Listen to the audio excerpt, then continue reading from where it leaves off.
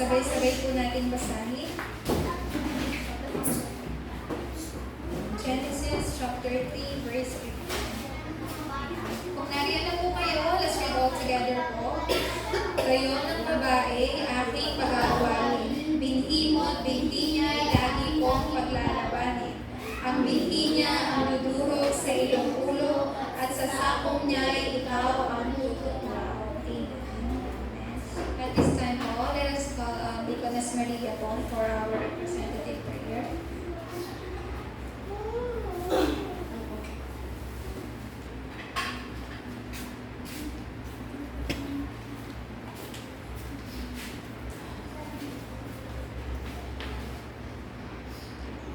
Tayo po ay manalangin. Mapagpalang ang masalamin. Pinupuri at tinatagila po namin kayo. Sa aming pagising ay binigyan niyo kami ng bagong pag-asa, lakas at tiwala na ikaw lamang ang aming tagapagligtas. Tunay na ikaw lamang ang tanging Kristo na siya ang aming tagapagtanggol, ang aming daan, aming katotohanan at ang aming buhay. Salamat po ang magdakila sa patuloy ninyong habag at awa na pinararamdam ninyo sa amin bilang inyong mga anak.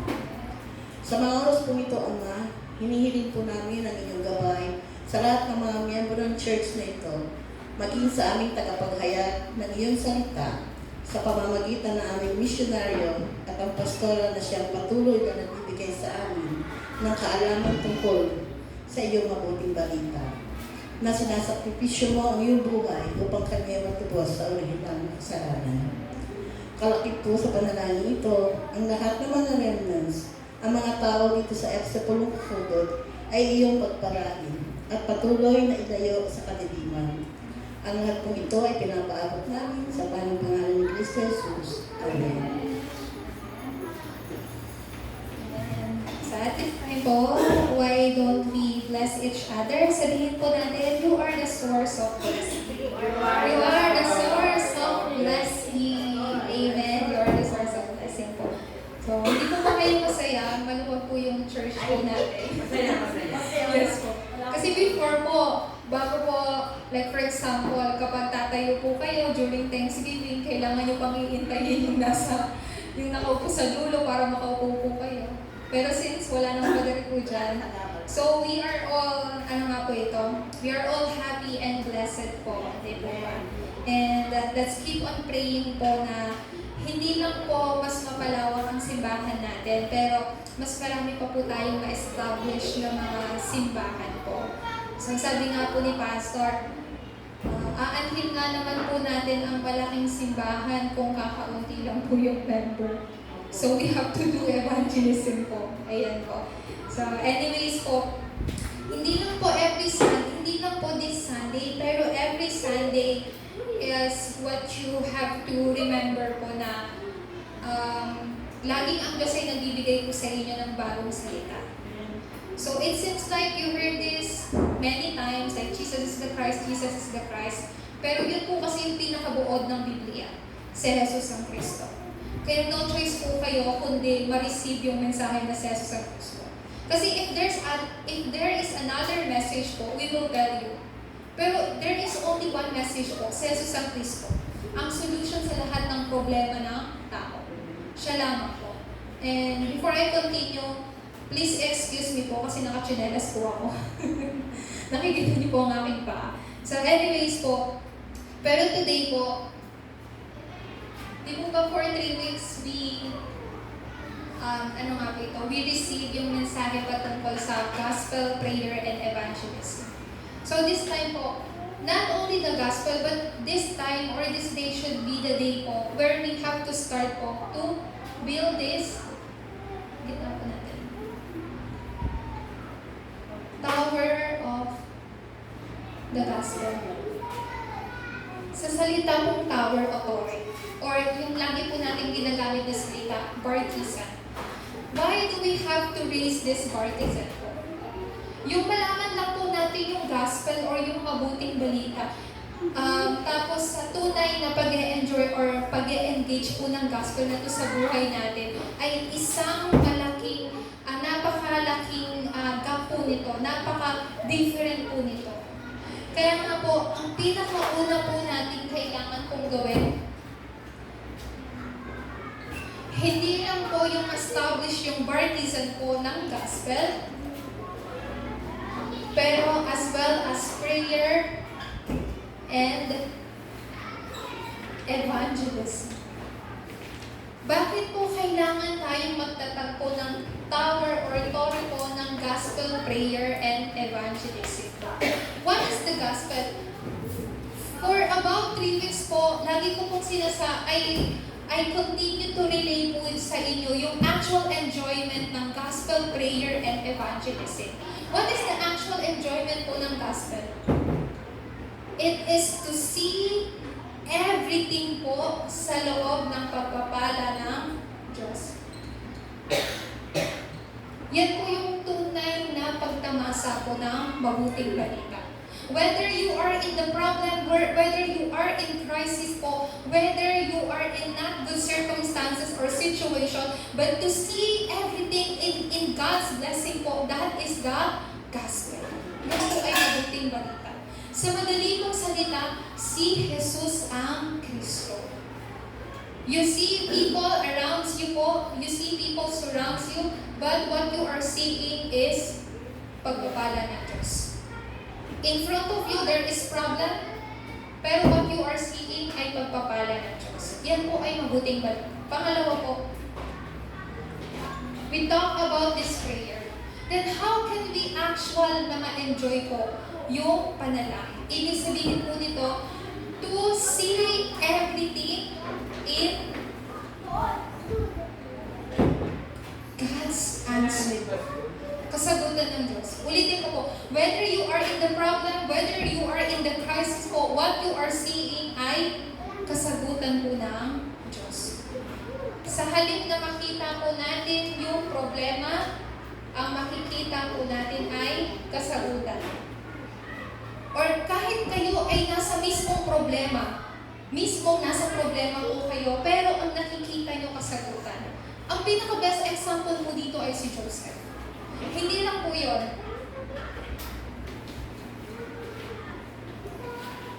Sa buhay po natin, araw-araw sa buhay po natin, there's a lot of conflicts po. Isa pong magandang example po yung trabaho po ni Deaconess Maria. Because she met a lot of different kinds of people, di po ba? Different personality, different background ng buhay po nila, different thoughts. So there's a lot of conflicts po. Kasi kahit sa ating mga ordinary, like for example, housewife lang po, ang dami po ninyong nakikita mga conflicts po. But, kapag meron daw pong conflicts, it is a time for renewal po. But don't do any kind of renewal po. You have to renew in the gospel. This is your best answer po. Hindi natin kailangan lang ng kahit anong pagbabago, pero pagbabago sa loob ng mabuting balita. Then, what if crisis comes to you po? Paano kapag dumating po yung crisis?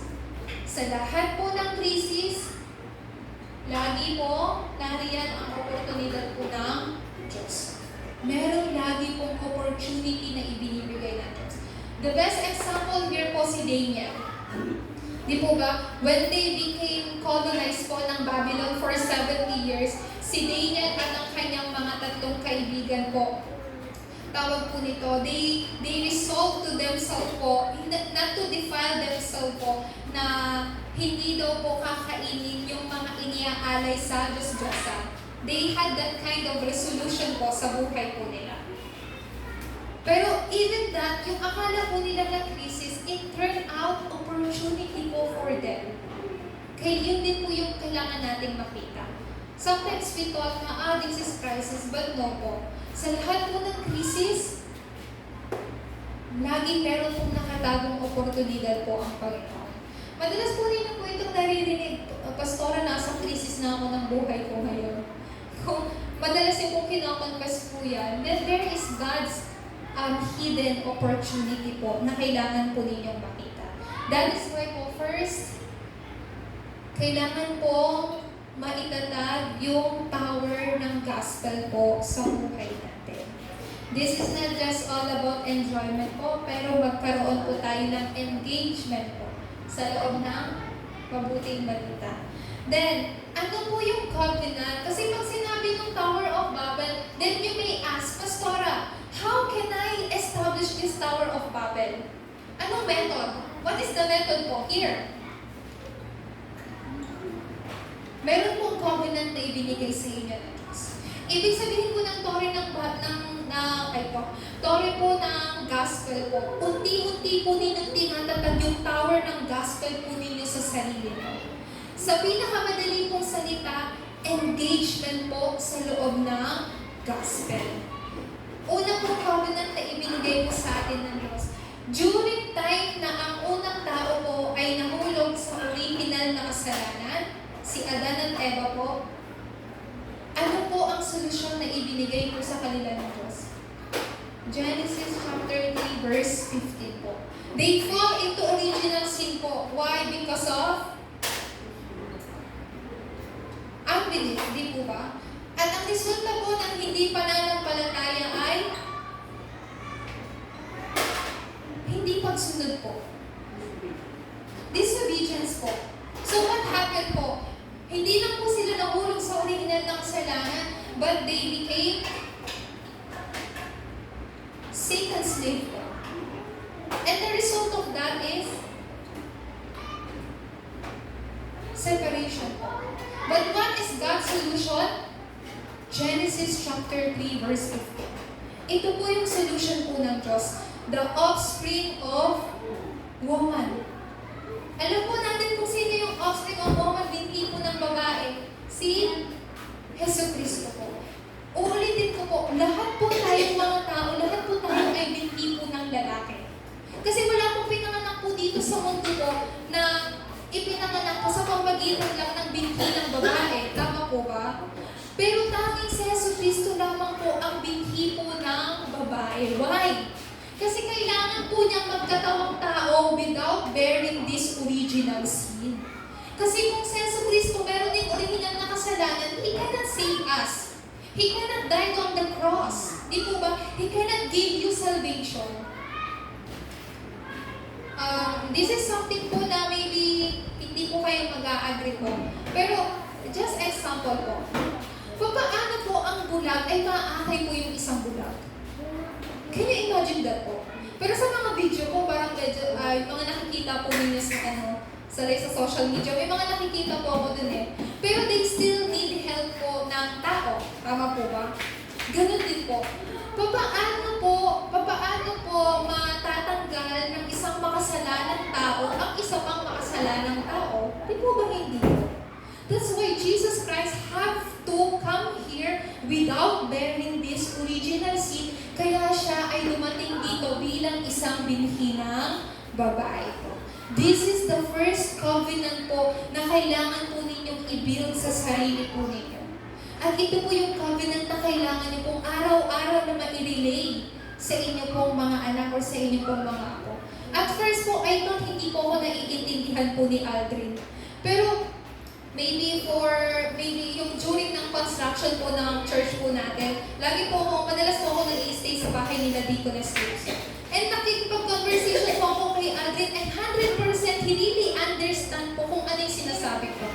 So, Deaconess Rose, what I am trying to say po, lagi niyo pong sabihin ito kay Aldrin.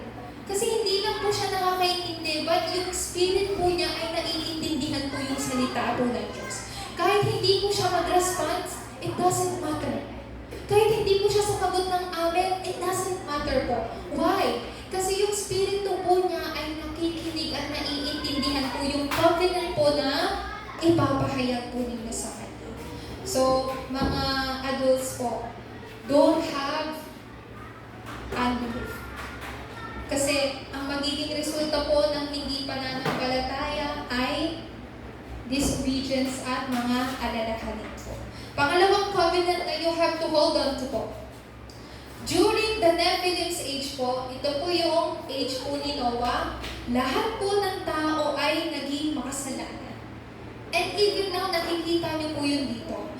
For sure, you heard about the incident po sa Tacloban. Tama po ba? Kapag iisipin po ninyo, paano nagawa yun ng dalawang estudyante, 14 and 15? Pero kung titignan po natin spiritual thing po, hindi po yun magagawa ng dalawang estudyante po. But Satan is behind those action po. Those acts. Can you imagine po, 14, 15, nagagawa na po yung ganun po? It is really Satan's work po. Dark culture po. Darkness po. So during that time, kaya po ang Nephilim po, hindi lang po nangyari po during Noah's age, but even now. At ito po ay mas malala pa. Pero during this time of Nephilim age, ano po ang ibinigay ng Diyos na answer? Sa Genesis chapter 6 verse 40, the ark. Sabi po dito, kapag ikaw ay pumasok sa arko, ikaw ay maliligtas. Meaning to say po, if you are in Christ, you will be safe po. Hindi na po kayo na kay Kristo. Si Kristo po ay nasa inyo. So, yun po ang ibig sabihin na salvation. We are set free mula po sa original na kasalanan. Si Kristo po ay nasa inyo at sa atin po, naroon po si Kristo. Si Kristo po ay nasa atin. So, kaya nga po sabi po dito, those who enter the ark will live po. Ngayon po, ang sumisimbolo po ng arko ay ang simbahan po natin. When people come here, this is platform po, God's platform, they will be saved po. Why? Because we have the gospel. Pangatlong covenant po na kailangan po ninyong pong panghawakan. During time po ng slavery po ng Israelita sa kamay ng Ehipto for 400 years, ano po ang ibinigay ng Diyos ng covenant at kasagutan? Sa Exodus chapter 3 verse 18 po. Sino po ang tinawag niya po dito that time? Si Moises po. Ano po yung sinabi po ng Diyos sa kanya? The blood sacrifice, the covenant of the blood sacrifice. Ano po ang sumisimbolo sa blood sacrifice po na ito? Si Kristo mamamatay sa krus ang tatapusin ang lahat ng problema at kasalanan ng sangkatauhan. So there must be blood sacrifice po para ang tao magkaroon ng kaligtasan. Let me give you a brief background po. Di po ba during that time nung sa Egypt po, ang Diyos nagpadala po ng 10 sakuna. Ang pinakalas na sakuna na pinadala ng Diyos sa Egypto po, papatayin po lahat ng mga panganay po, whether it's animal or tao po, lahat ng panganay. Bakit po? Kasi si Kristo po, siya po ang pinakapanganay po sa lahat po ng tao na nilikha po ng Diyos. So meaning to say po, ang ibig sabihin po nito, pero God instructed Moises, sabihin mo sa mga Israelita.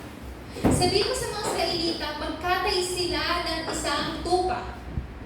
At yung dugo ng tupa na yon, ipahid ninyo sa pintuan ng inyong tahanan. Kapag meron akong nakita dugo dyan sa tahanan yan, ay aking lalampasan. Hindi ko papatayin yung mga tao na nasa loob ng tahanan yun. So, ano pong ibig sabihin yan? The blood sacrifice. Of course, hindi po natin makukuha yung dugo po ng tupa kung hindi po papatayin, di po ba? So, ang sinisimbolo po niyan, si Kristo kailangang mamatay sa krus para tayo ay maligtas. So, ito po yung pangatlong covenant na kailangan nyo pong panghawakan. Pang-apat po, during time na ang mga Israelita ay pinapahirapan ng mga Pilistine, inaatake po sila continuously ng mga Pilisteo. Pero ano po yung kasagutan na ibinigay po ng Diyos? Sino pong ginamit ng Panginoon? Si Samuel. Sabi po sa 1 Samuel chapter 7, 9 to 10 po, nung tinawag ni Samuel yung mga Israelita sa Mizpah para mag-repent before God kasi they worship idols po tinalikuran po nila ang Diyos, sumamba po sila sa Diyos-Diyosan. Yun po yung ginawa po nila. Pero si Samuel, alam niya na ano yung dahilan bakit yung mga Israelita patuloy na inaatake ng mga Palestine, ng mga Assyrian, ng mga kalaban, kahit mga anak ng Diyos sila. So Samuel knew the reason. That's why he gathered them in Mizpah po. Kinather niya yung mga Israelita sa mismo. Ano kung sinabi niya? Mag-repent kayo before God. Itapon niyo yung mga idols niyo. Tanggalin niyo yung katigasan ng ulo niyo. Sinabi ni Samuel sa kanila. So anong sabi ni Samuel sa anong ginawa ng mga Israelita? Tinapon po nila yung mga ribulto nila. Tinapon nila yung mga Diyos-Diyosan nila. And they returned to God po. Pero during that time, alam niyo pong ginawa po ng Diyos? God saved the Israelites from the Philistines. Pero alam niyo po ang pinaka-importanting ginawa po ni Samuel? Habang nananalangin po ang mga Israelita, ang ginawa po ni Samuel, nagkatay po siya ng tupa at in-offer niya po sa Diyos. So itong mga Philistines, pagdating pa lang sila para atakihin yung mga Israelita, hindi po sila nakarating. Kasi habang naglalakbay po sila, ang Diyos nagpadala po ng malakas na kidlat at kulog. Tapos sila po ay nagkawatak-watak. They never find yung way po nila papunta sa mga Israelita. Ito lang po ba ay kwento lang sa Biblia? Is this a fiction po? No. Totoo pong nangyari po ito sa Biblia. So meaning to say po, when you really hold on to the covenant po at manalangin, you will truly see the answer na nagmumula po sa Diyos. So panglimang covenant na kailangan niyo pong panghawakan. Actually po, ito pong covenant po na na-receive ni Samuel, na-relay po ito hanggang kay David. So, Panglima po, sabi ko, during the time na ang mga Israelita ay na-colonize po ng Babylon, ano po yung covenant na na-receive nila? Isaiah 7:14, they are about to destroy, but God gave them the covenant of, what is this po? Emmanuel. Sino pong ginamit po ng Diyos po dito? Si Prophet Isaiah. Si Propeta Isaiah po, binigay po ng Diyos kay Propeta Isaiah yung covenant na Emmanuel. Sabi po doon, the virgin will conceive and give birth to a son, and you will call him Emmanuel. Before that po, sa Isaiah chapter 6 verse 13, the stump. Sino po yung mga tuod? Mga remnants daw po. Kaya alam niyo po kung sino po yung 4 main figures na nag-save ng Babylon? Si Daniel, lima po sila. Si Daniel and his 3 friends, and then si Queen Esther po. Sila po yung mga remnants na tinutukoy po dyan, who saved the age of Babylon. At pang-anim po, during time po na sila po ay nawalan ng bansa ang mga Israelita because of Rome, ano po ang ibinigay po ng covenant ng Diyos? Simon Peter answered, "You are the Christ, the Son of the living God." Tanging Kristo. Tanging si Kristo lamang. Ito rin po yung kinonfess po ni Pablo sa Roma chapter 1 verse 16 to 17. Sinabi niya po, itong gospel na to ay ang kapangyarihan ng Diyos. This is the power of God. So sabi ni Pablo, hindi ko ikinakahiya ang mabuting balita. Because, kasi sabi niya, for it is the power of God that brings salvation po. That brings salvation to those who believe. Kaya sabi niya, hindi ko ikinakahiya yung mabuting balita. Kasi yan ay kapangyarihan ng Diyos para sa mga tao na naniniwala. Kaya nga po, this gospel po is given to you. Ibinigay po sa inyo.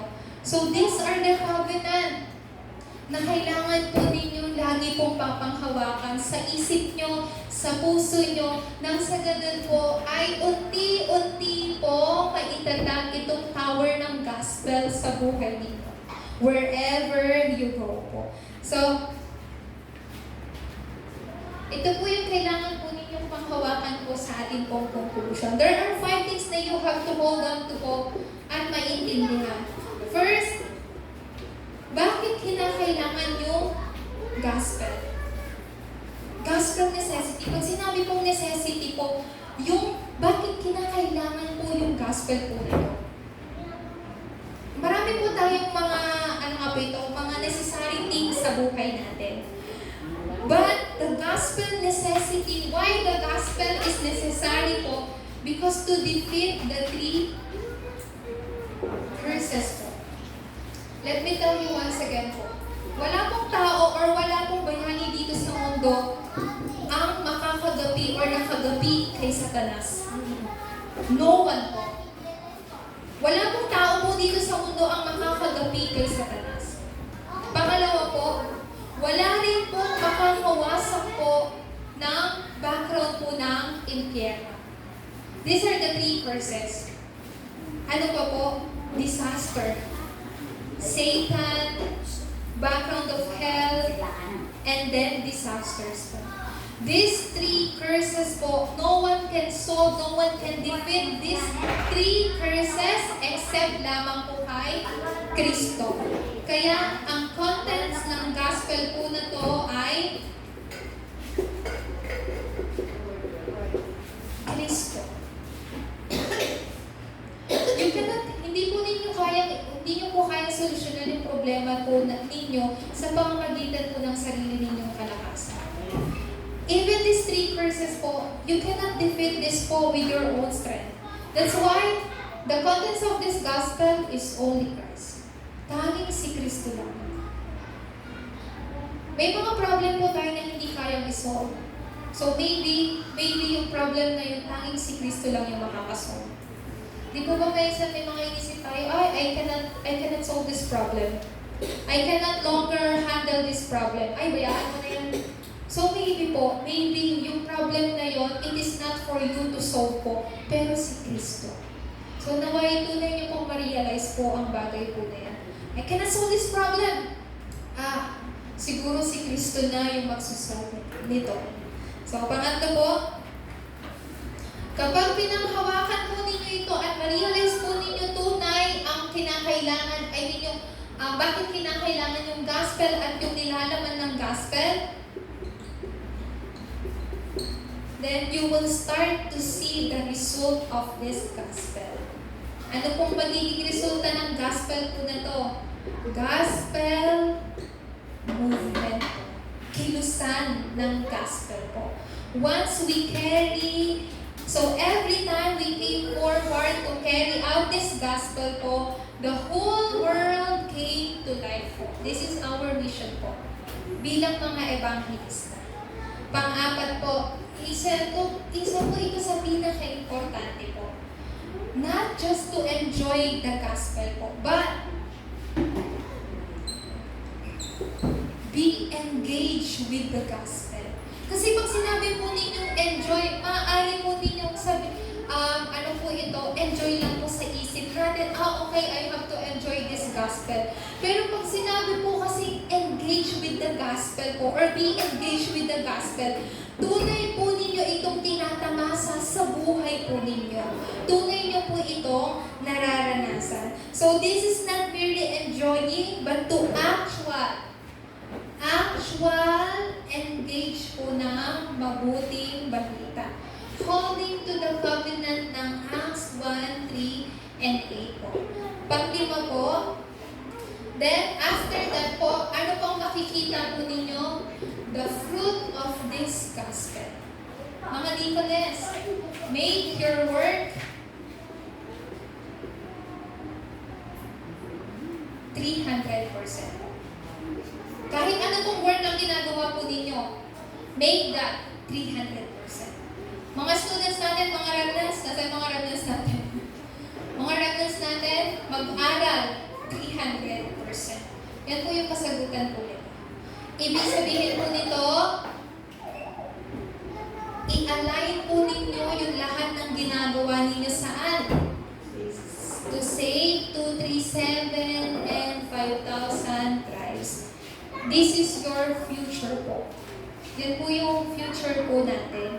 Kaya nga po, don't be deceived by your reality right now. Don't be deceived by the things na nakikita po ninyo. Yes, tayo po ay maraming But so what? We are children of God. Anak tayo ng Diyos. Our eternal background is God's kingdom, is heaven po. Kung hindi lang po tayo magpapadaya sa realidad po natin, ang makikita po natin ay yung kasagutan, pagpapala po ng Diyos. Amen po ba? Amen. So, dinadalangin ko po na today ay mag-start po. Today ay mag-start po na tayo po ay makapag-establish ng tower ng gospel po na to sa buhay natin. To really see these 5 things sa buhay po natin. Tayo po ay manalangin. Let us pray po. Our dear Heavenly Father God, we praise you po and we give you thanks, Lord, for allowing us to really hold on to this covenant po bilang paraan upang unti-unti po maitatag ang bartisan and tower ng gospel po na to sa buhay namin. So that we may truly see the necessity of this gospel, the contents of this gospel, the result of this gospel, Lord, as well as the fruit, Panginoon, ng gospel po nito. Lord God, please allow us to always be filled with your Holy Spirit, be guided with your Holy Spirit, Lord, sa lahat po ng bagay na aming pong ginagawa at gagawin. Ito po ang aming dalangin sa tanging pangalan ni Jesucristo. Amen. At this time po, tayo po yung mawin ng Jesus is the Christ.